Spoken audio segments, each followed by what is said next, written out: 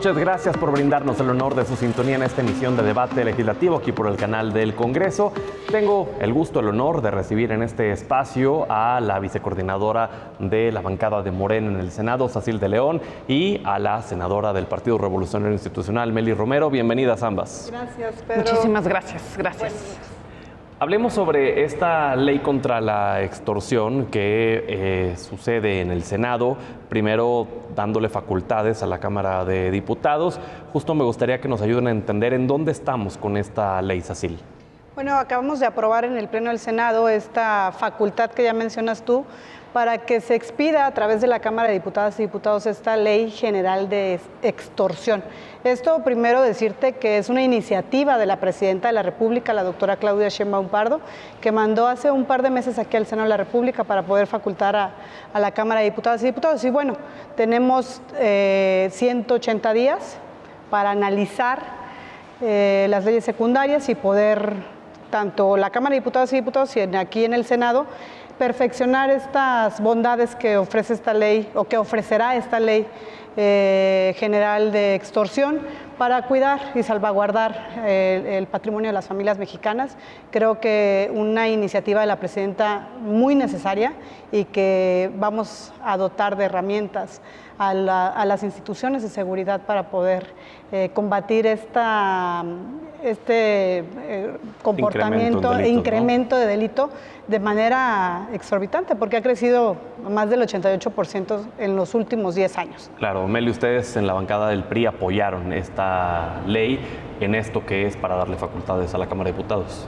Así es, votamos a favor tanto en diputados como aquí en el Senado, porque estamos conscientes que sí se debe legislar y esta iniciativa es como un primer paso para darnos la facultad de legislar respecto de todo lo que está sucediendo en torno a la extorsión. Y de hecho ya hay legislación, pues de alguna manera, ¿no? Tanto en el Código Nacional como en los códigos estatales ya hay pues antecedentes de que es un delito, de que se debe castigar. Sin embargo, lo que está sucediendo es que el planteamiento jurídico es diferente en estos diferentes ordenamientos. Entonces, lo que vamos a hacer es, y ese es el objetivo de esta iniciativa, es unificar, homologar estos códigos penales, tanto el nacional como los estatales, para que sea una misma definición, que sean el mismo bien jurídico protegido, es decir, hay unos códigos que consideran que es la libertad la que se debe cuidar, otros códigos que consideran que es el patrimonio el que está en riesgo. Bueno, hay que unificar todo eso, las sanciones, las multas, los años de cárcel. Hay quienes consideran que la extorsión amerita un año de cárcel y hay quienes se van hasta los 50. Hay que homologar todo eso y por eso es que está esta iniciativa planteada por la Presidenta. Por supuesto que sí, estamos conscientes, es una situación que está afectando muchísimo a nivel nacional. Se ha incrementado en los años recientes el delito de la extorsión. De hecho, nosotros estuvimos revisando el dictamen y en el último sexenio se incrementó en 58%, tan solo en 6 años. Entonces, sí es un delito que es muy importante identificar, reconocer y por lo tanto combatir. Ahora, ¿qué más trae esta ley, esta iniciativa? Porque se habla también de unidades especializadas en los estados para poder darle seguimiento a este tema, Sacil. Bueno, mira, dentro de las bondades que trae esta ley, pues es el que ya platicaba aquí mi compañera Mely, es homologar en los estados y que la unidad de inteligencia financiera pueda bloquear cuentas de manera pronta, expedita, sin tener que hacer tanto papeleo, pueda detectar teléfonos celulares que estén ocupando para ejercer este delito de manera rápida y eficaz, eficientar pues toda la tecnología que tiene ya la Secretaría de Seguridad Ciudadana y eficientar los tiempos para poder combatir este delito que pues, tiene a México cada vez más, pues a las familias mexicanas en muchos estados pues lastimados. Es parte de una herencia de muchos gobiernos neoliberales que primero empezaron extorsionando a los funcionarios públicos a través de estos a los ciudadanos y ahora la delincuencia organizada se ha tomado este negocio de extorsionar a las familias mexicanas. Entonces creo que es una ley con muchas bondades. Déjame detenerme tantito, porque mencionaste que es una herencia de gobiernos neoliberales. Es decir, no es culpa del gobierno morenista de Andrés Manuel López Obrador al aumento del 58%. No, Pedro, porque antes esta extorsión la ejercían, vuelvo a repetir, los gobiernos neoliberales a través de los funcionarios públicos, extorsionar a los ciudadanos para hacer trámites burocráticos, para sacar, ahorita es parte del negocio de la delincuencia organizada, pero en un principio pues éramos los ciudadanos los que éramos extorsionados por... Ambas son muy lamentables y reprobables, pero ¿no es peor que te extorsione la delincuencia organizada y que si no pagas te secuestren, que si no das la cuota te vayan a atentar contra tu vida? Ahorita es un delito que ha ido en aumento, pero es herencia del pasado. O sea, no podemos decir que es con el presidente López Obrador que se inició la extorsión. Es que con él aumentó 58%. En 10 años aumentó el 88%. O sea, estamos hablando de que nosotros y solo en los últimos 6, 58%. Estamos gobernando el 7º año, entonces estamos... Y bueno, ya se tomaron cartas en el asunto. Fue iniciativa de la Presidenta de la República que esta ley se echara a andar. Meli, ¿qué opinas? Aquí sí tengo que reconocer que es la presidenta Claudia Sheinbaum la que tomó la iniciativa de entrarle al tema, después de revisar que durante 6 años no solo no se hizo nada al respecto, sino que más bien se protegió a muchos delincuentes, y hoy estamos viendo un sinnúmero de investigaciones que están sacando a la luz lo que ha estado pasando durante todos estos gobiernos de Morena, tenemos que decirlo. Pero es la presidenta la que está diciendo, es verdad, este delito va en aumento, tenemos que hacer algo al respecto. Ella anunció una estrategia nacional contra la extorsión el 6 de julio de este año e inmediatamente después o a la par manda la iniciativa para abordar el tema. Es decir, ella está reconociendo que efectivamente este es un problema que existe, que ha crecido muchísimo. Reitero, en el sexenio pasado no solamente no se combatió, sino que se permitió que creciera con la protección, tenemos que decirlo así, del crimen organizado. Entonces, pero no nació ese delito con López Obrador. No, con claro Peña que no, Nieto pero también creció. Existían las extorsiones, sobre todo en cárceles, recuerdo mucho. Sí, claro, y es un asunto que sí tenemos que reconocer que ha estado en nuestro país. Sin embargo, lo que en el PRI queremos señalar es que es un delito que ha venido creciendo de manera extraordinaria, 58% en el sexenio pasado, y ha venido creciendo precisamente porque el mensaje al crimen organizado, a los delincuentes, es que se les iba a dar abrazos y no balazos. Entonces, al amparo de la impunidad, ellos se atrevieron cada vez a ir más lejos, más lejos. Este es un tema que nos toca a todas las familias en México. Llamadas telefónicas, todas las familias hemos vivido una experiencia en donde nos amenazan, nos dicen que el hijo, que la mamá está secuestrado, que paguemos dinero. También a los negocios hoy en día es brutal la cantidad de extorsión o cobro de piso que se está haciendo. Los pequeños negocios en México están cerrando y una de las causas principales es precisamente el cobro de piso. 166,000 negocios cerraron el sexenio pasado. ¿Y no tienen responsabilidad los gobiernos estatales? ¿No tienen también mucho que hacer? Porque, por ejemplo, el control en los centros penitenciarios, las mismas cuotas que les cobran a los internos para poder tener teléfonos, hacer llamadas, etcétera, eso prácticamente abarca a todos los estados, independientemente del color que tengan. Por supuesto, y este es un tema, insisto, que agradecemos que finalmente se esté decidiendo entrarle al tema. La iniciativa que aprobamos el día de hoy solamente es una modificación a un artículo. 70. Y solamente dice, tiene facultades el Congreso de legislar en esta materia. Ahora tenemos que adentrarnos y legislar de manera integral una nueva ley completita, de ceros, en donde consideremos qué están viviendo las familias, quiénes son los probables culpables, cómo se tiene que hacer investigación, cómo se tiene que hacer el uso de la inteligencia para combatir este crimen. Nosotros estamos proponiendo que haya un registro nacional de casos para dimensionar el problema y utilizar esa inteligencia que hoy tenemos para combatirlo. Unidades especializadas en las fiscalías. Tiene que haber personal especializado en este delito en las fiscalías estatales y la federal para que se pueda verdaderamente combatir. Eso implica más presupuesto. Exacto, ese es un punto que quiero destacar, porque el dictamen, fíjate, el dictamen que hoy se aprobó viene con la mención de que la Secretaría de Hacienda dictaminó que esta iniciativa de hoy no tiene impacto presupuestal.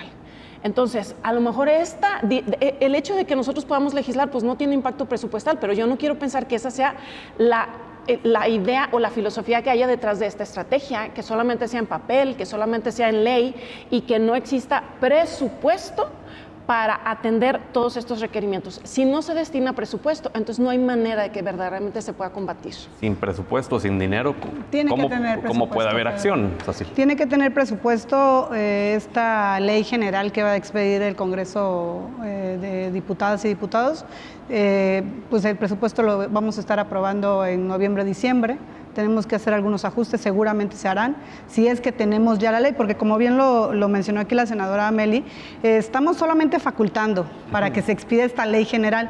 Ahora le vamos a entrar a los temas que realmente profundicen esta ley y nos den... Claro, las facultades, los resultados, ¿no? Que esperamos todos para evitar ser más víctimas de extorsión. Desde tu bancada, desde tu posición como senadora, ¿qué consideras debe llevar esta ley para que pueda ser efectiva, para poder combatir la extorsión? Eficientar tiempos, yo creo que es una de las bondades de esta ley, que va a buscar esta ley, eficientar tiempos, ocupar tecnologías con las que ya se cuentan, el poder quitar tantos trámites para poder ser eficientes en el combate a este delito.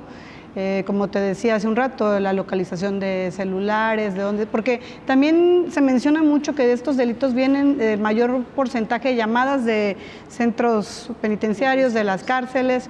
Entonces, hay mucha burocracia para poder detectar de dónde está saliendo una llamada, son permisos, un juez tiene que expedir, es mucha burocracia. Entonces, esta ley debe de construirse de manera que nuestras autoridades o las instancias de seguridad puedan combatirla de manera eficiente y pronta. Sin que eso vaya a facilitar la intervención de números para otras cosas, ¿no? Bueno, pues que sea exclusivamente para el delito de extorsión, porque es algo que ha incrementado muchísimo, Pedro, y ya lo decía mi compañera Meli, todas las familias hemos vivido una llamada que a lo mejor, en muchas veces, y gracias a Dios nunca han sido reales, pero hay muchas familias que sí les ha tocado pasar por esto, y también es patrimonio de las familias lo que construyen con muchos años de trabajo, con muchas horas, con el sudor de su frente, y que estos personajes del crimen organizado con una llamada puedan despojarte de tus bienes.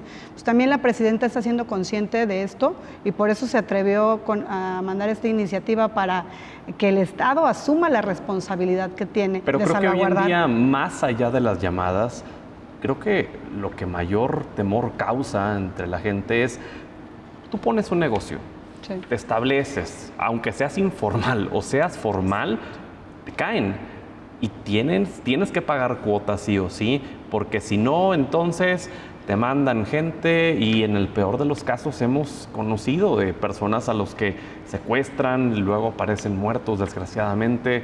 Entonces creo que más allá de quedarnos es que en los centros penitenciarios se hace la mayor cantidad de extorsiones, esto es lo que verdaderamente causa terror, porque Meli, hoy en día incluso las familias ya ni siquiera se atreven a montar un negocio propio, porque saben que hay que pagar. Y eso va en todos los ámbitos, tortillerías, pollerías, todo.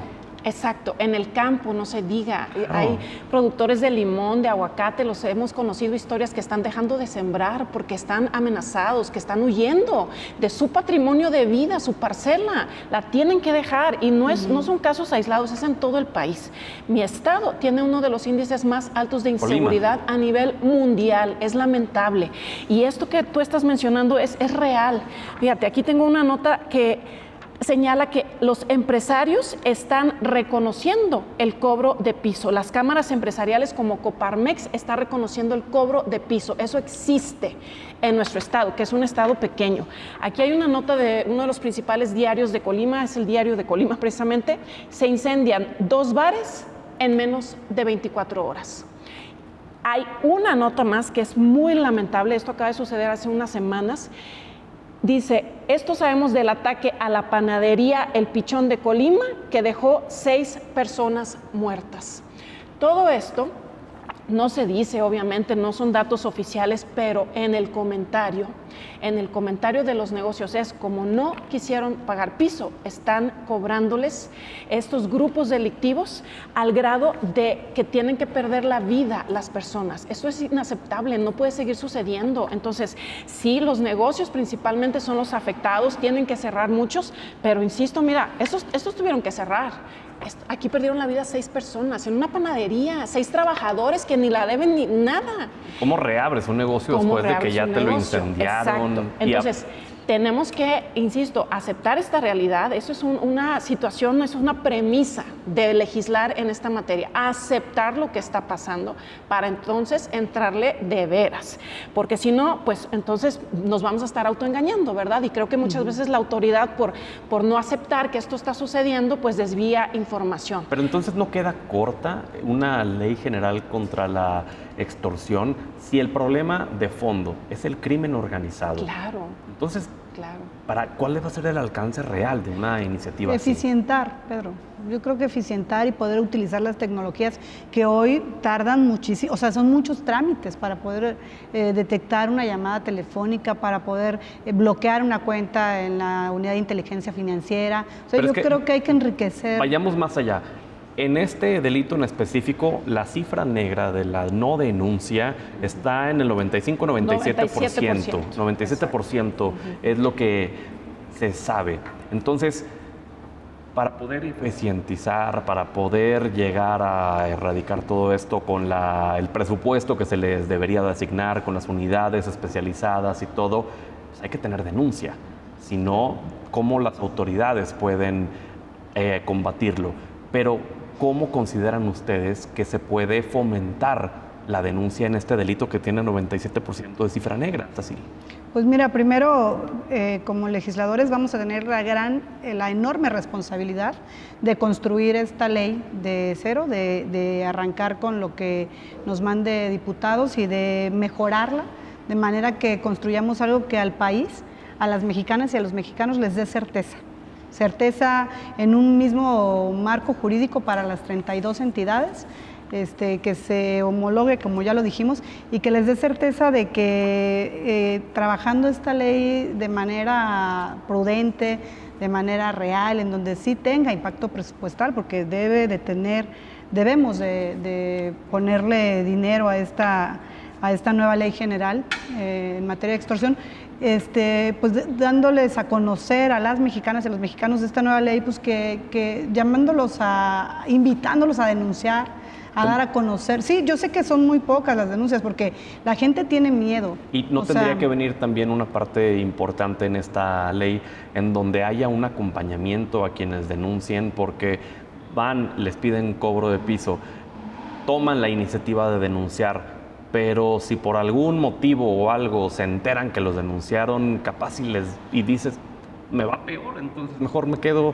sin denunciar, ¿no tendría que venir un acompañamiento ahí? Pues yo esperaría de parte de las fiscalías de los estados, de la misma General de la República, que podamos introducir a esta ley, que se les dé seguimiento a quienes se han atrevido y han salido de ese miedo de atreverse a... Más bien protección tendría que ser, ¿no? Genera mayor presupuesto. Yo creo que debe de ir acompañado por supuesto, estoy segura de eso, pero yo creo que tendría un tema de presupuesto también. ¿Meli? Sí, exacto. A ver, primero, sí necesitamos más confianza de la ciudadanía, y para lograr más confianza, para que puedan denunciar, hay una serie de mecanismos que se deben de priorizar. Lo que nosotros estamos planteando es justo lo que mencionabas, mecanismos de protección a víctimas, porque hoy están solos frente a los criminales, pero necesitamos protocolos nacionales de investigación que obligue la coordinación entre los diferentes órdenes de gobierno, pero protocolos preestablecidos ya, que la ley lo contemple. Te decía, unidades especializadas en fiscalías, un registro nacional, responsabilidad y sanciones específicas para las autoridades omisas. Tiene que haber castigo también para las autoridades. Y por supuesto, presupuesto. Ahora, importantísimo que se pueda tener presupuesto, lo he mencionado varias veces. Si no, entonces todo va a ser letra muerta. Necesitamos que verdaderamente el gobierno federal asuma la responsabilidad de combatir la extorsión y pueda destinarle presupuesto, pero que no vaya a suceder como está sucediendo con una reforma que aprobamos ya en el Congreso de la Unión para, así dice el resumen, y esto es información de la página del Congreso, y para mejorar las condiciones laborales de las personas trabajadoras, entre los que se incluyen maestros, policías, médicos y más. Un salario mínimo mensual que es un mínimo básico, que atiende las necesidades básicas de estas familias. Es una reforma que no solo se aprobó en el Congreso de la Unión, 123, ¿no? 123 constitucional, se aprobó ya por todos estos congresos locales y no ha sido promulgada. No ha sido promulgada, entonces es letra muerta. Los policías no están ganando más en México. Si vamos a continuar solamente con discursos, pero con letra muerta en lo que obliga, entonces esto no se va a solucionar. Y por otro lado, mencionabas, bueno, insisto, cuando la ciudadanía vea que hay presupuesto, que hay atención, que hay protocolos, que hay protección para las víctimas, yo estoy segura que se van a animar a denunciar. Cuando vean que hay una estrategia de coordinación entre el combate a este crimen, que es la extorsión, y el combate también a los crímenes mayores del crimen organizado, valga la redundancia, cuando haya una estrategia vinculada, yo estoy segura que también habrá mucha más confianza en la ciudadanía. Tiene que haber eso, vinculación. Lo mencionaba la senadora Sacil, hay inteligencia hoy en día, tenemos los C5 en la mayoría de los estados, tienen que aprovecharse a cabalidad para que se pueda perseguir a delincuentes, para que se puedan identificar los núcleos de operación de estos grupos delictivos. Se tiene que haber, insisto, coordinación entre los órdenes de gobierno, tiene que haber presencia real de las corporaciones o policíacas o militares. Así se está disponiendo por el gobierno, entonces pues que funcionen. Colima, vuelvo al caso de mi estado, en el sexenio pasado, una y otra vez, ante una situación como estas que les he mencionado de un negocio, asesinatos que son todos los días, entonces el gobierno del estado hace un llamado al gobierno federal, le envía 300 elementos de la Guardia Nacional que solamente se pasean por las calles de Colima, que no tienen capacidad ni instrucción, ni de investigar, ni de perseguir delincuentes, ni más. Solamente se pasean por las calles de Colima. Eso lo sabe la ciudadanía y, por supuesto, eso en lugar de generar confianza, pues genera una opinión negativa de un acto que ya se volvió costumbre.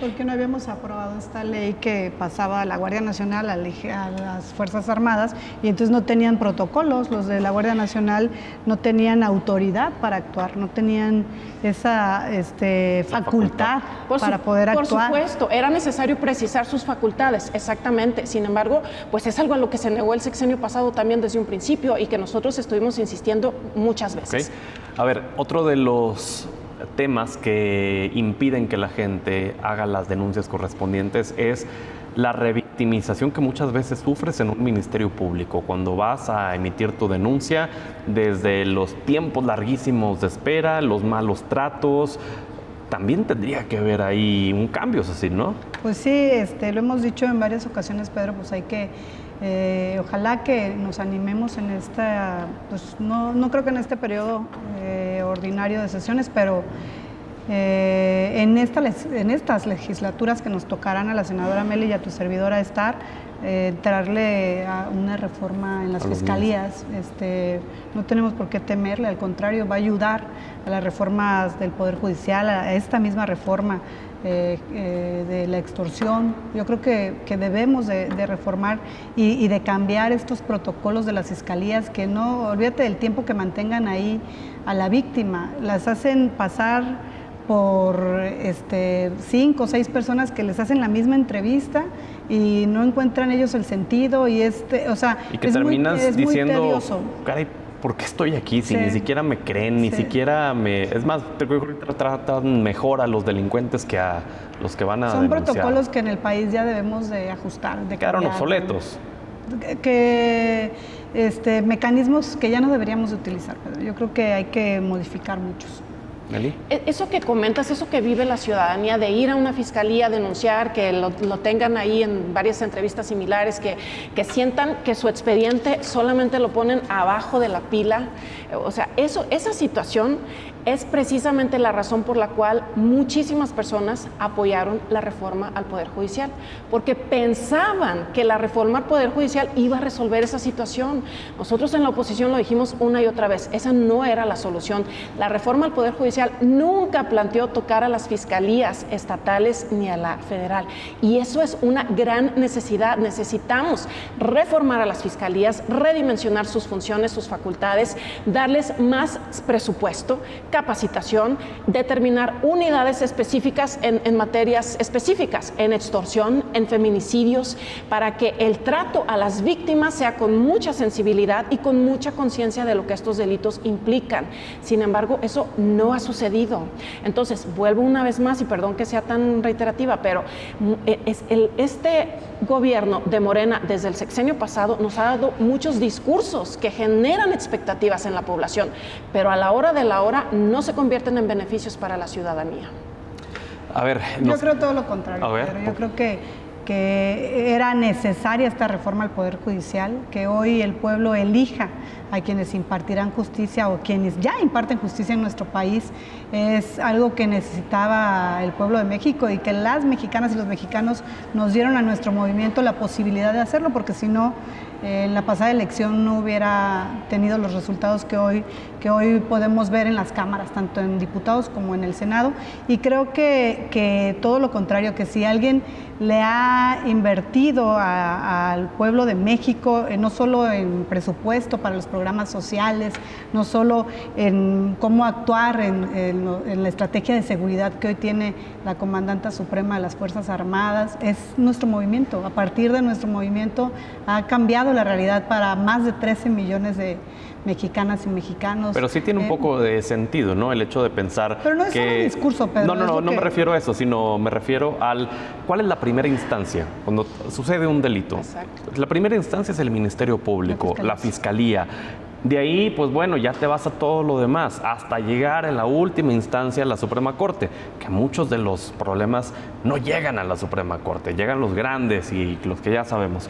Pero entonces, la última instancia, la penúltima y así sucesivamente se reforman, ok, pero la primera es el primer contacto con la gente. Tampoco hemos dicho que no, y aquí lo digo muy responsable en mis palabras. Nunca hemos dicho que no le vamos a entrar a las reformas a las fiscalías. Esas son necesarias, las tenemos que hacer, pero teníamos que empezar porque se necesitaba. De arriba hacia abajo. Ahora sí que escuchándome, empezar por el principio, ¿no? Primero reformar al Poder Judicial, que estaba podrido, que tenía o tiene a mexicanos y mexicanas en las cárceles por más de 10, 20, 30 años esperando una sentencia porque no estaban obligados a darla en tiempos definidos. Era necesaria esta profunda reforma, y es parte de lo que representa nuestro movimiento y la transformación del país. Meli.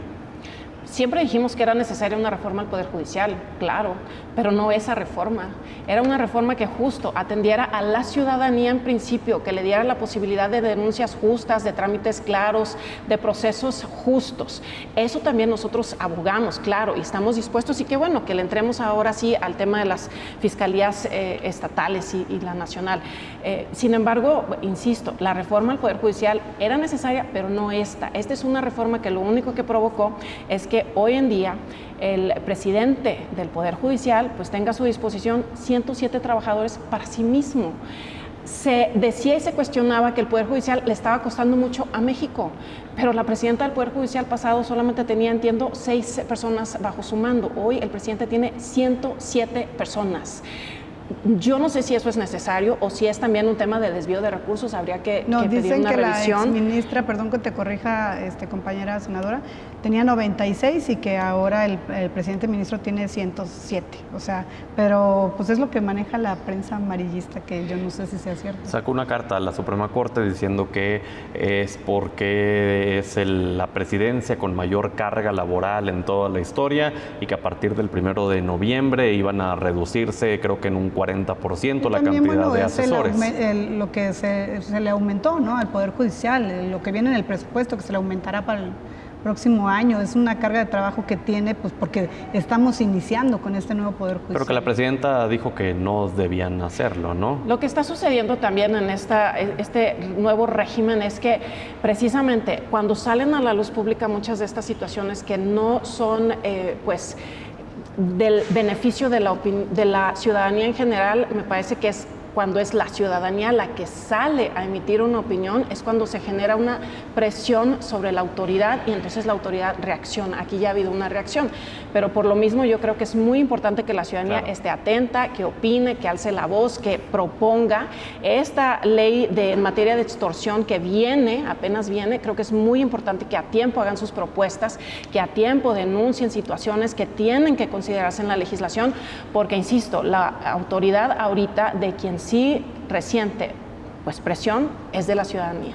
Un último comentario, Cecil. Nada, pues reconocer esta iniciativa de la presidenta, y vamos a estar aquí en nuestro grupo parlamentario, nuestro movimiento, trabajando porque esta ley sea lo más responsable y lo que más necesita, que cubramos pues las necesidades para solventar este delito que está creciendo cada vez más en el país. Meli, contigo terminamos. Sí, en eso sí estamos de acuerdo y creo que eso es lo importante de la situación que prevalece política y democráticamente en nuestro país, que hay asuntos en los que claro que como oposición estamos de acuerdo con el grupo en el poder y estamos dispuestos a contribuir, a colaborar, a aportar. Lo que pedimos es eso también, que se nos escuche, que se nos deje aportar, que se nos deje opinar, porque nosotros representamos en total de la oposición, pues estimaciones hay del 60% de la población, ¿no? Nuestra voz también cuenta. Pues les agradezco a ambas que hayan estado con nosotros para ayudarnos a entender mejor esta iniciativa de ley. Gracias, Cecil, gracias, Meli. Gracias. Y gracias principalmente a usted por habernos brindado el honor de su sintonía. Buenas noches.